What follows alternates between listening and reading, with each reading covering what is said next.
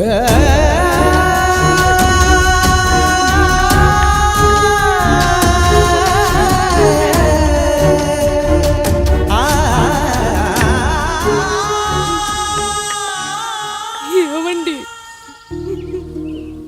పప్పులో మీ చెవట పడుతుందండి. ఇడ్లీలో 2 చెంచాల ఉప్పు తగ్గించు లక్ష్మి. ఎలాగో మనం పేదోళ్ళమే కదా, కనీసం ఉప్పు ఖర్చైనా తగ్గుతుందనుకో.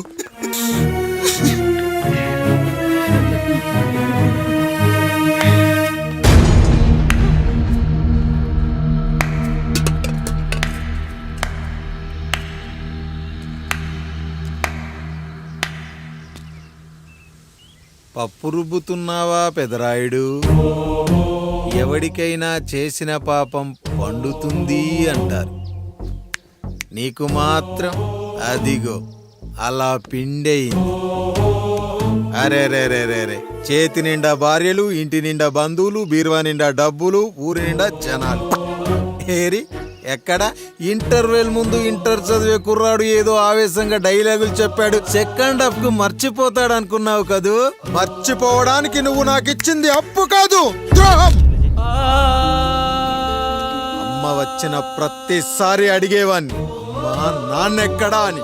నీ గురించి తెలిసాక నీ ముందుకొచ్చా, నీ బ్రతుకుని ఇక్కడి దాకా తీసుకొచ్చా.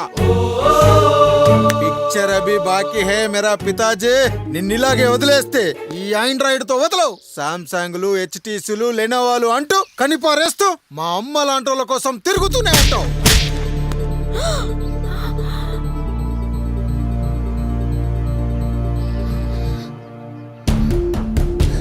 అమ్మా అమ్మా, ఛీ, నన్నలా పిలవకురా.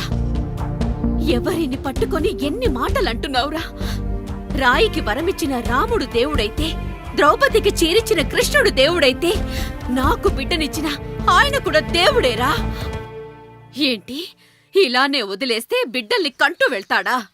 అసలు ఆయన కంటూ సొంతంగా ఒక్క బిడ్డ కూడా లేడు.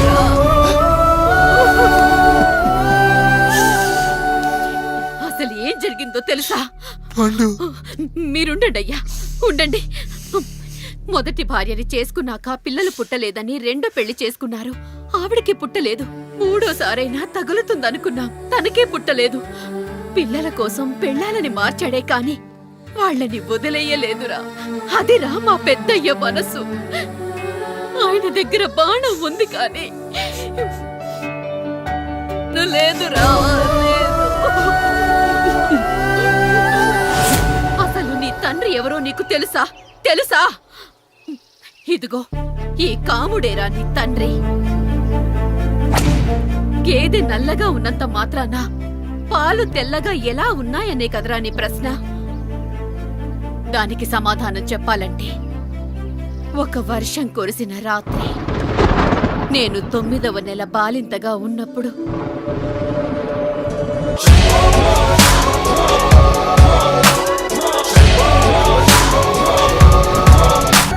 ఫోటోలో ఉన్న వ్యక్తి ఎవరమ్మా? మీ ఆయన చనిపోయారా? అయ్యో, ఎక్కడ పడితే అక్కడ, ఏది పడితే అది వాగుతున్నాడని పోలీసులు నగర బహిష్కరణ చేశారండి. మొదటి భార్యని చేసుకున్నాక పిల్లలు పుట్టలేదని రెండో పెళ్లి చేసుకున్నారు. ఆవిడికి పుట్టలేదు. మూడోసారైనా తగులుతుందనుకున్నాం, తనకే పుట్టలేదు. ఆయన దగ్గర బాణం ఉంది కానీ దానికి పదును లేదురా.